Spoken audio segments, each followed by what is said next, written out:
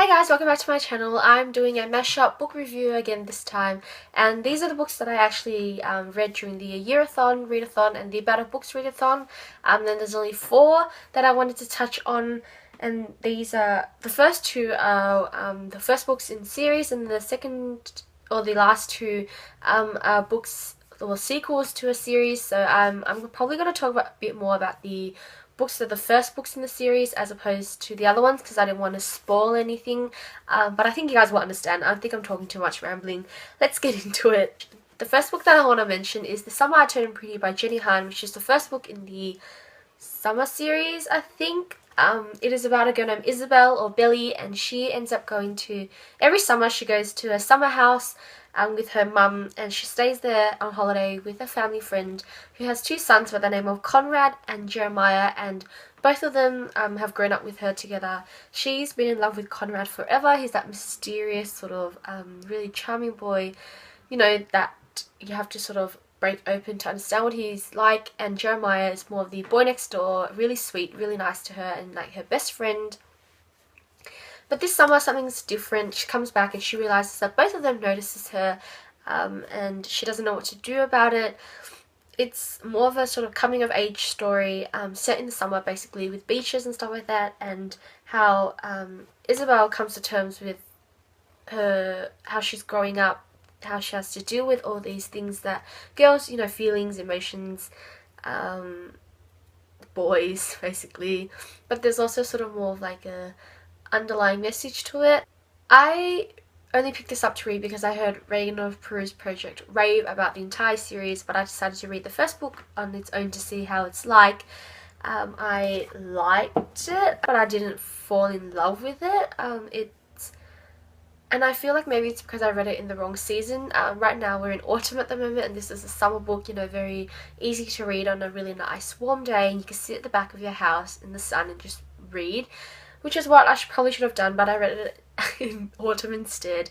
I liked the tone of it. I liked how nostalgic it felt to me, really sentimental. I really missed swimming. I used to swim, I was a swimmer, and then I quit swimming, and Isabel was really into swimming, and when I read it I felt like I really missed swimming and that I regretted quitting. So I liked the mood that she put me in to the book. I don't think I liked any of the characters that much. They were pretty generic characters, especially Isabel, typical teenage girl. The 2 boys were also really sweet and stuff, but they were typical teenage boys as well. I liked the pace of the plot. I think it sort of goes through the emotions of a teenager really well. It's really relatable. I could see myself back then when I was 16 and having to deal with all these things. But at the same time, I had an issue. I felt like it did focus a lot on the physical side of things, and like just because she turned pretty, she got all that more of attention and people sort of fell for her more, and it sort of made me feel like, you know, just because she's turned pretty doesn't mean that herself has changed, if that makes any sense. But that only annoyed me for a little bit because at the end of the story something else kicks in that makes the entire story more of a valuable read, and it emphasizes a lot more to do with the value of relationships, how we tend to, you know, take for granted the people that we have around us, when really we should cherish every moment that we have with them. And I found that this book talks about that quite well and really strongly as well. So I got that out of that book. I got that out of the read. Sorry, I have a cold at the moment, so I'll probably sound terrible and I'm not functioning properly. I think other than that, I don't think I took anything else much out of it. I for sure am probably going to finish off the series. I don't know when. I don't think I'm in any rush to finish off the series. But I did give it a 4 out of 5 because it was a really enjoyable read. I did finish it pretty fast. It just wasn't as exciting as I expected it to be. But that's what you get with hyped up books, you know. Sometimes you go in with such a high expectation, it just doesn't match that expectation. But yeah, definitely check it out. If you've read it, then tell me what you've thought about it down below. But 4 out of 5. Next up is Throne of Glass by Sarah J. Maas, which is the first book in the Throne of Glass series, and this is a fantasy series set around a girl named Selena Sadothian. Oh, I cannot pronounce that. And she has been locked up in this sort of mining camp because she has been caught. She was the most wanted assassin, but now she has a chance of getting back her freedom if she competes to become the king's, what's it called? King's, sort of like the king's assassin, basically. Like, I forgot what it's called. Where? Anyways, so yeah, and the prince selects her as to be his champion, and she's gonna go compete with other sort of like criminals who get that chance of freedom as well. It sounded like, as soon as I read the synopsis, and I've heard so many good things about this that I was so excited to read it. I picked it up last year, and I didn't read it until this year though, and it definitely did sort of match, or is sort of fit in my expectations. Just what you expect from Selena is to be a badass assassin, you know, who can kick ass basically, and that is what she's like, and I love that. I love Selena as a character. I think she's such a strong-willed and passionate female character, despite the fact that she's an assassin. Like, it's not great of a career, but her circumstances pushed her to be there. I love that she was so, you know, that she had a mind of her own. She wouldn't let people push her into what she was going to do. Sometimes it caused her trouble, but you know, she was intelligent. She loved to read, so we connected on that level. And underneath it all, she was still a girl, if you know what I mean. Like, she had this sort of really strong feel about her, but underneath that, she was really relatable because she still had these like emotions that girls would have. And I just think she's such a great character. All the other supporting characters were good as well. I don't think a lot of them stood out except for one of the princesses that she meets in the story. She was great, like a great female character as well. I didn't like the other female character, the opposing female character, because she basically had all the characteristics of a bitchy female. You know, the stereotypical female that's just out there to be shallow, to be rich, get the best man that she wants. And I didn't like that, but can't really, you can't really keep everybody happy, can you? The storyline was really good. I think it was pretty solid. It was paced very well, but it was pretty predictable, especially towards like the middle. I think I sort of did, like, during the story there's this mystery that comes up and she has to solve that as well as compete for the title, and the mystery I sort of figured out during maybe the third, like halfway in, or like 3/4 into the book. But I loved the setup of the trials that she had to do, all the like competitions that she had to go through to get to the finals, because I think it was a great sort of adventure-ish side of her. You know, it is like the entire story is basically about her trying to compete with this thing, and I like that they put in those trials. Even if it wasn't like anything hardcore, it was just like archery sometimes, or like climbing walls, but the way that it was written made it feel like I was there with her and I was competing with her, sort of thing. And it really showed her skills. So instead of having the author, you know, tell us that she was equipped with this, this and this, when you're reading about the trials, you get to see what she can do and how great she is at it compared to like every other male character that's there. I wasn't really into the love line. There is a love triangle that develops. It's pretty predictable. You know that they're going to end up falling in love, all three of them, but it's there. It's going to happen. I don't really... If I really had to choose a team, I would prefer the prince. I still haven't read the second book yet, so I don't know what happens, but I would prefer Prince Dorian? Yeah, Prince Dorian, as opposed to Captain Westfall. Like I said, I liked it. I didn't really fall in love with it. It didn't really go wow. Like, it was pretty good. It wasn't totally epic. I will read the second book. I just haven't gotten into it yet. I don't know, like, I'm not that excited to read the second book yet, but I still gave it a 4 out of 5. It's Boundless by Cynthia Hand, and this is the third book in the Unearthly series, which is a paranormal series set around angels, and you've got angels who live on Earth, and they have to fulfill a prophecy basically, and those prophecies that they see, they live by, if that makes any sense. Like, they'll have a sort of they'll have a vision, and that vision will sort of guide them to where they have to be and what they have to do. And the main character in this is Clara.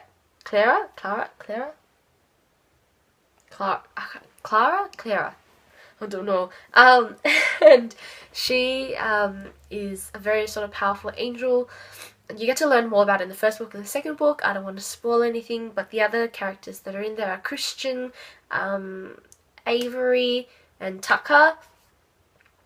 I actually don't remember much about the series as a whole because I read the first two quite a while back and I figured I needed to finish off the series.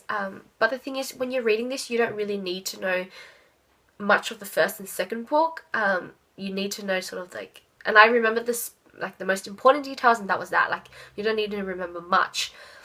So I could follow through what was happening and sort of understand what was going on. As usual, Cynthia Hand has great writing, pacing is really well, so I wasn't feeling bored or anything when I was reading it, or feeling, confused.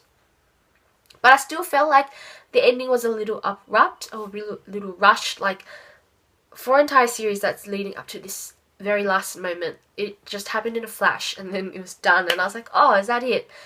It did have really epic sort of fight scenes in there, really sort of gory details, but it still felt just a little rushed and a little bit easy, on the easy side for them.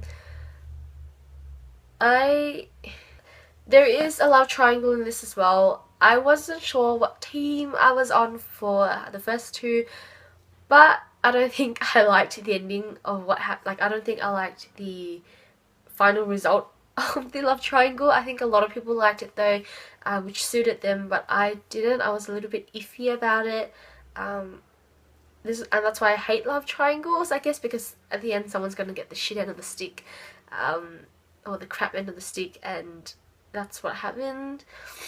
The relationship development was really good though, especially not even about the love triangle, but also between Clara and her friends, and Clara and her parents, and her brother, especially her mum. There was just this beautiful scene, and I don't want to say anything because I wouldn't like spoil it, but it was just absolutely beautiful and I loved it. I'm just gonna take it as sort of a good ending to the series. It was, there wasn't anything that I felt like I had a big problem with.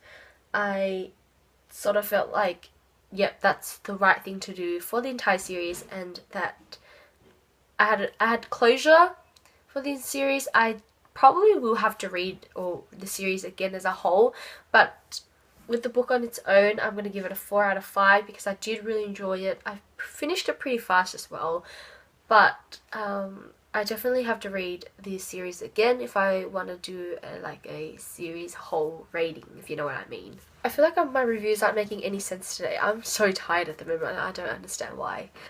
But lastly, I have The Evolution of Mara Dyer by Michele Hodkin, and this is the second book in the Mara Dyer trilogy, and I absolutely loved this as much as probably the first book. Last year, the first book was my favourite book of the year. I gave it a 5 out of 5. This time around, I absolutely loved it again. I'm definitely going to be writing a full review for it. I'll leave a link to it down in my description box below once I've written it. Just because I don't, there's a lot I want to talk about, but I don't want to say it on camera because I know some of you haven't read the first book, so if you have read the first book and you want to know what I thought about the second book, then you can read my blog post. But just a couple of things. Michele Hodkin writing is amazing. Whenever she writes and I read it, I get I'm entranced basically. I am like this. I fly through the entire book. I cannot get out of the world. She just captures me and holds me there, and I am there 100%. The pacing of it is great, and I love that she can give me chills. This is sort of like a sort of psychological thriller, but it's not that scary, but it's still pretty creepy, and that feeling is right there. I fell head over heels for Noah again, but this book is a lot more to do with Mara and how she has to adapt with her newfound ability, and just, sort of cope with having all these hallucinations, but not have to have her parents worry that she's going insane. And you sort of sit there and you think maybe she is. What happens if she's not telling the truth? And things just get out of hand. It's insane. Like, it's basically insane. And I'm sitting there thinking, did that really happen? Did that really happen? It's like a whirlwind adventure, and you're there. Well, I was there for every moment of it.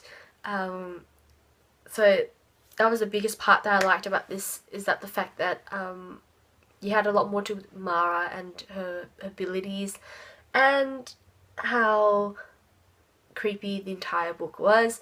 The ending as well, she sure knows how to write a cliffhanger. I'm so excited for the third book because I cannot deal with not knowing what is going on at the moment. It's, oh my god. I gave it a 5 out of 5 because it was that good. But if you guys want to know more about it, then keep an eye out for my blog post review. I will be leaving a link down there sometime soon. But that is it for the 4 books that I wanted to talk about. Hopefully it's given you some clarities as to what I thought about those books. I think I rambled on a bit too much, but other than that, I shall see you guys next time. Goodbye!